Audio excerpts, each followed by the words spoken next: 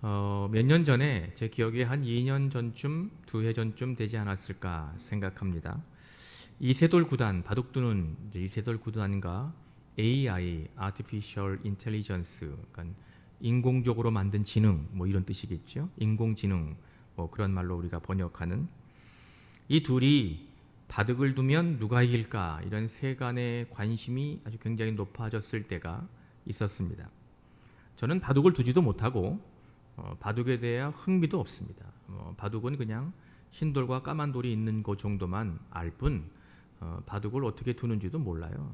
바둑판 위에 이렇게 튕겨갖고 놀긴 했지만 바둑 두는 건 제가 별로 좋아하지 않아서 돌아가신 저희 장인어른이 바둑을 굉장히 좋아하셨는데 처갓집에 가면 저한테 처음에 바둑을 두자고 그러시더라고요. 그래서 바둑을 못 둔다고 그랬더니 뭔 남자가 바둑도 못 두냐고 그런 핀잔을 제가 들은 적도 있습니다. 바둑을 전 뭐 두지도 못하고 흥미도 없습니다. 그런데 제가 그것에 좀 관심을 기울였던 건 사람과 사람이 만든 일종의 컴퓨터가 바둑 대전을 한다? 이거는 이제 귀가 솔깃해질 수밖에 없는 그러한 일이었습니다. AI와 컴퓨터, 일종의 컴퓨터와 사람인 뛰어난 천재라고 이야기하는 이세돌이라는 기사가 바둑을 둔다는 것, 뭐 바둑에는 굉장히 많은 수가 있다는데 말이죠. 컴퓨터가 스스로 바둑을 두면서 학습을 한답니다. 데이터를 입력해 주는 것으로 끝나는 것이 아니라 바둑을 자꾸 두면 둘수록 이 AI는 스스로 학습을 한다는 거예요. 사람만이 할 수 있는 거거든요. 기계는 지금껏까지는 사람이 넣어주는 데이터를 가지고 뭐가 일을 시키면 수행을 하는 것이 컴퓨터였지, 컴퓨터 스스로가 학습을 한다는 건 그전까지 있었던 일이 아니었단 말이죠. 근데 이 AI는 바둑을 두면 둘수록 실수를 발견하고 좋은 수를 더 발전시키고 그래서 학습을 한다는 거예요. 사람의 지능을 넘어서는 창조성을 갖는 컴퓨터가 생겼다, 그런 의미이기 때문에 아주 세간의 관심거리를 갖게 되었던 뉴스였습니다. 그러다 보니까 이제는 사람이 할 수 있는 일은 점점 없어질 거라는 흥미거리의 기사들이 그 당시에 무수히 쏟아져 나왔지요. 뭐 사람이 할 수 있는 거의 모든 직업은 이제 앞으로 기계가, 컴퓨터가, AI가 다 하게 될 것이다, 뭐 그러한 이야기였습니다. 인간이 할 수 있는 능력, 인간만이 할 수 있는 능력이라고 생각되었던 이 창조적인 일, 뭔가 만들어내고 새로운 것을 이렇게 구축하고 뭔가를 시도하고, 이건 사람만이 할 수 있는 일이라고 그동안 생각해 왔었는데 이제는 그것조차도 기계가 할 거다, 컴퓨터가 하게 되는 세상이 곧 닥칠 것이다, 이러한 이야기였습니다. 이것에 많은 집단들이 민감하게 반응했는데 그 집단들 중에 하나가 무엇이었냐? 교회였습니다. 하나님을 믿는 사람들로 모인 신앙 공동체. 우리가 이 땅에서 우리는 구원을 받고 더 많은 영혼을 하나님께로 인도하는 사명을 잘 감당하다가 어느 때 이르러 하나님이 우리를 부르시면 주의 나라, 하나님의 나라에 들어갈 것이라고 믿고 사는 우리들, 저와 여러분들, 교회, 신앙 공동체. 그럼 우리는 어떻게 되는 것인가? 이런 것에 대하여 아주 엄청난 물음 앞에 우리가 서게 된 것이었습니다. 목사인 제 입장에서 아니 AI가 모든 일을 다 한다면 이제는 설교도 AI가 하는 건가? 그런 생각을 문득 하게 됐습니다. 여러분들 그런 일이 안 일어날 것 같으시죠? 근데 아마 곧 생기지 않을까요? 요새 과학이 우리가 생각하는 것과는 짐작하지 못할 정도로 빠르게 발전하고 있기 때문에 아마 여러분들 우리 세대는 아니더라도 우리의 자녀 세대들은 이 자리에 컴퓨터가, 로봇가 서가지고 설교하는 시대를 맞게 될런지도 모릅니다. 목사인 제 입장에서 위기감이 느껴지는 일이었죠. 교회 공동체는 어떻게 되는 것인가? 신앙 공동체 안에 이 주일 강단, 이 주일 예배 이 시간에 어떠한 말씀이 선포되어야 되는 것인가 하는 것에 대하여 아주 난감한 그러한 문제에 직면하게 된 것입니다. 거대한 세상의 흐름 속에 우리의 정체성을 훼손당하지 않으면서 세속적인 변화에 우리가 맞설 수 있는 힘, 그 능력, 그것은 어디로부터 오는 것일까요? 문득 코로나19 사태를 겪으면서 교회가 예수를 믿고 신앙 공동체로 살고 있는 성도들에게 뿐만 아니라 세상 사람들에게 어떤 의미를 가지고 있는지를 고민하면서 오늘 이 시간 저는 여러분들과 함께 우리가 서 있는 자리를 한번 좀 되돌아 보아야 하지 않을까, 주의 도전, 하나님의 음성을 갖게 되었습니다. 오늘 주께서 들려주시는 말씀에 집중하면서 어려운 시대를 보내고 있는 우리 모두를 깨닫게 하시고, 우리가 어떤 곳에 서 있든지 그리스도인으로 주의 백성으로 살아갈 수 있도록 역사하시는 하나님의 능력을 모두 누리실 수 있기를 주님의 이름으로 기원합니다. 여러분들에게 아주 늘 들었던 질문 하나를 좀 새롭게 다시금 드린다면 복음은 무엇입니까? 여러분들이 생각하시는 이 복음은 어떤 것입니까? 복음은 무엇일까요? 복음은 글자 그대로 복된 소식, 좋은 소식입니다. 우리가 죄인으로 죽을 수밖에 없었는데 예수 그리스도의 십자가 은혜로 영원히 살게 되었다. 굿뉴스잖아요. 얼마나 이게 기쁜 소식이고 얼마나 복된 소식입니까? 죽을 운명이었는데 예수님 때문에 살았다는 겁니다. 로마서 1장의 말씀을 읽고 묵상하다가 오늘 우리가 이 지금의 시대를 살고 있는 그리스도인들이 붙들어야 되는 아주 중요한 예수님의 음성, 주님의 음성을 다시금 듣게 되었습니다. 내가 복음을 부끄러워하지 아니하노니. 할렐루야. 내가 복음을 부끄러워하지 아니하노니. 사도 바울이 로마 교회 공동체를 향하여 들려주었던 이 말씀, 마치 제가 이 말씀을 묵상하고 있는데 제 마음속에는 사도 바울이 제 옆에 와서 제 앞에서 제 귀에 대고 나는 복음을 부끄러워하지 않는다, 이렇게 말씀하시는 듯한 경험을 제가 했습니다. 바울은 로마 교회 공동체를 향하여 외쳤던 일성, 나는 복음을 부끄러워하지 않습니다. 나는 복음을 부끄러워하지 않습니다. 로마 교회 공동체는 본격적인 박해와 핍박을 앞두고 있었습니다. 로마서가 기록된 주 대략 한 57년쯤 된다고 추정합니다. 정확하게 우리가 알 수 없지만 그때는 역사의 흐름으로 볼 때 그리스도인들에 대한, 교회에 대한 적개심이 세상으로부터 점점점 커지는 시대였습니다. 로마서가 기록되었던 주후 57년경 지난 10년이 되지 않아서 로마 정부, 로마로뿐만 아니라 로마가 그 당시에 세계를 지배하고 있었기 때문에 로마의 지배권 안에 있는 모든 지역에서 예수를 믿는다는 이유 하나 때문에 수많은 사람들이 목숨을 잃고 죽어나가는, 순교자들이 무수히 나오는 그런 어려운 시대를 겪게 됩니다. 바울은 로마 교회 공동체가 그 시대에, 그 힘겨운 시대를 살아가야 되는 그 교회로서의 주님의 사명을 온전하게 감당하고 하나님의 나라를 확장하며 감당해야 될 분명한 사명이 있다는 것을 그들을 강조하면서 가르치면서 그들에게 시작했던 말이 무엇입니까? 나는 복음을 부끄러워하지 않습니다. 할렐루야. 나는 복음을 부끄러워하지 않습니다. 여러분들은 복음을 부끄러워하십니까? 혹시 나는 복음을 부끄러워하는 삶을 살지 않았습니까? 이렇게 물으면 에이 목사님, 내가 무슨 복음을 부끄러워합니까? 난 그런 적 없습니다. 우리가 이렇게 생각하고 의아하게 여기실런지 모르겠습니다. 그런데 엄밀한 의미로 보면 우리는 많은 부분에 있어서 복음을 부끄러워한 삶을 살았다는 걸 깨닫게 됩니다. 바울이 사용하고 있는 말, 부끄럽다, 이 말은 신약 성경에 쓰여져 있는 원래 의미는 아이스코스라는 말인데, 이게 무엇이냐면 망신을 당하다, 그런 뜻입니다. 망신당하다, 그런 의미를 가지고 있는 말에서부터 비롯됐습니다. 내가 말하느나 내가 행동을 잘못해서 나의 직이나 명예나 체면을 손상당하는 것, 이거 우리가 망신이라고 생각합니다. 바울이 로마 교회 공동체를 향하여 던진 도전은 바로 이거였습니다. 여러분들이 처한 삶의 현장에서 예수를 믿는다는 이유 때문에 무언가 손해를 느끼고 있습니까? 여러분들이 예수를 믿는다는 그 하나 때문에 무언가 삶의 불편함을 느끼고 있습니까? 여러분들이 예수 때문에 무언가 다른 사람으로부터 비난당하고 손해를 보고 무언가 어려움에 처해 있습니까? 로마 교회가 처해 있는 상황이었습니다. 동시에 오늘 우리가 맞닥뜨리고 있는 현실이 바로 이것입니다. 아무런 잘못한 것이 없는데 단순히 교회를 다닌다는 이유 때문에 비난받고 다른 사람들로부터 이상한 말을 듣고 다른 사람부터 적개심을 당하는 그러한 삶의 현장 속에 로마 교회가 처해 있는 상황, 우리가 오늘도 맞닥뜨리고 있는 저와 여러분들이 난처함입니다. 그렇기 때문에 로마 교회 공동체도 우리도 그러지 않은 척하고 살려고 합니다. 적어도 망신은 당하지 말아야지, 이러한 생각을 우리 모두가 합니다.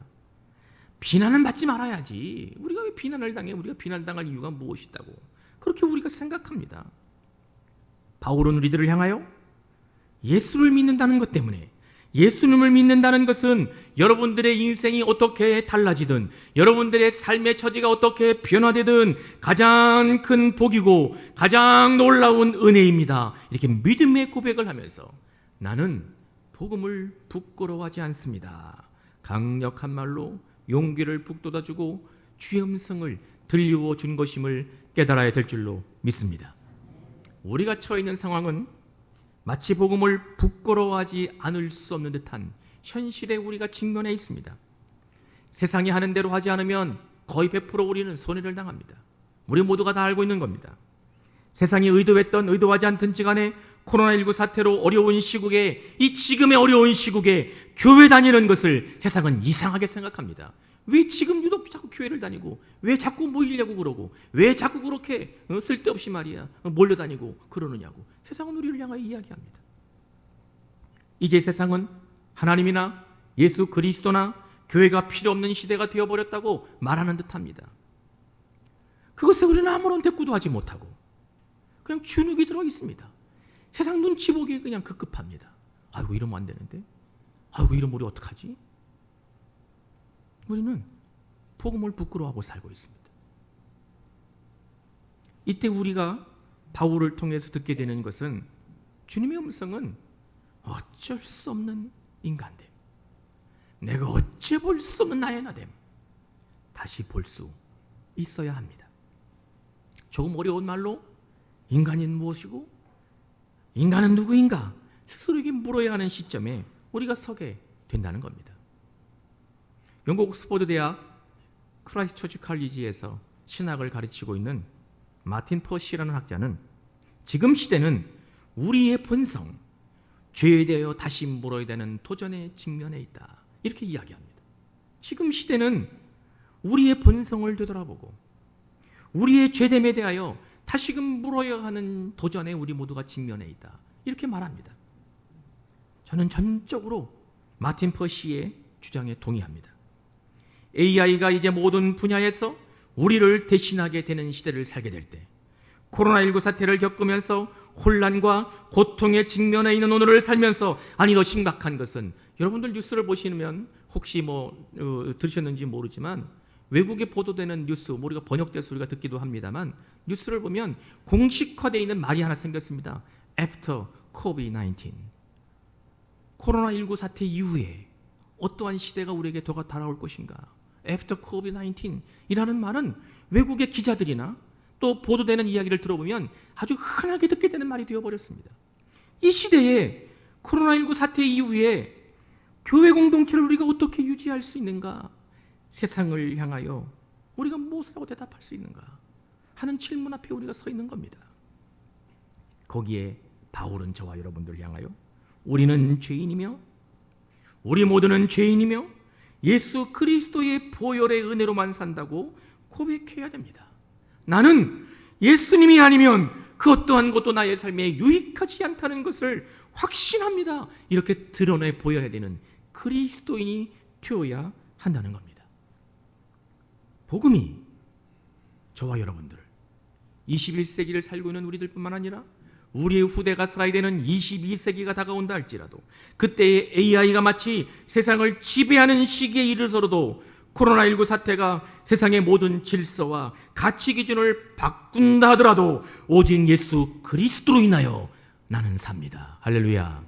예수 그리스도로 인하여 나는 삽니다. 이 진리는 결코 변하지 않을 것임을 믿으시기를 주님의 이름으로 기원합니다. 과학은 하루가 다르게 발전합니다.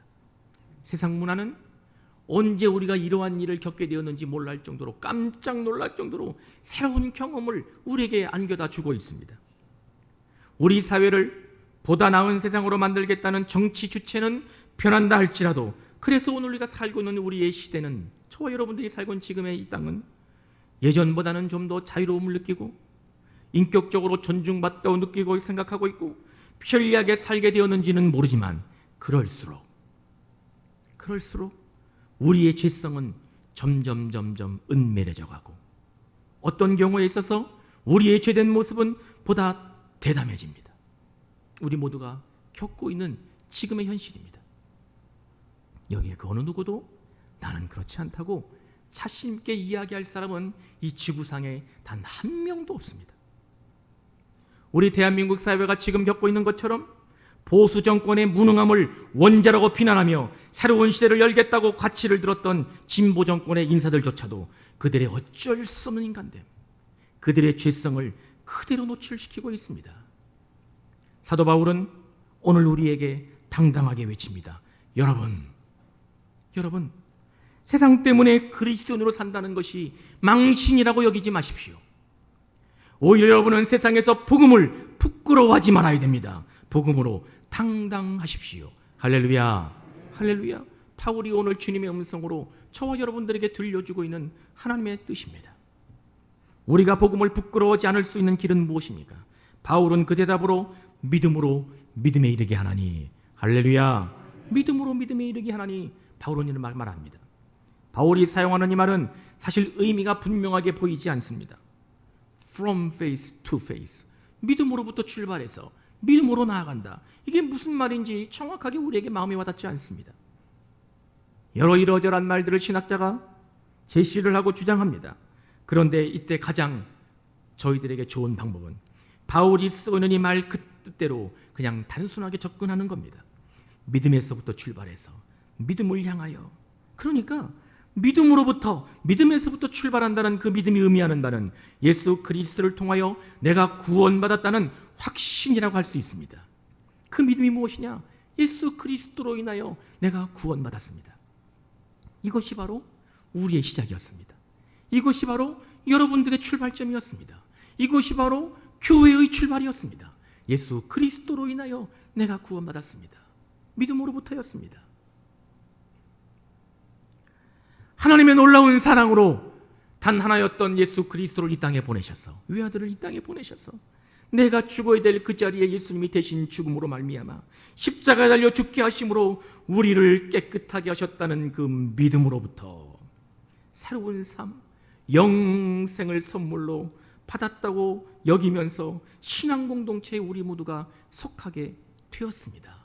깨달아지시면 아멘. 이게 바로 우리의 시작이었습니다. 이것이 바로 여러분들의 출발점이었습니다. 이것이 바로 그리스도인 교회 공동체의 시작이었습니다. 그 믿음에서 출발한 우리 그리스도인 신앙 공동체는 그 물음을 우리가 사는 이 혼란하고 죄된 세상 안에서 그 믿음을 유지하려고 어떤 믿음으로 나아가야 되는 것입니까?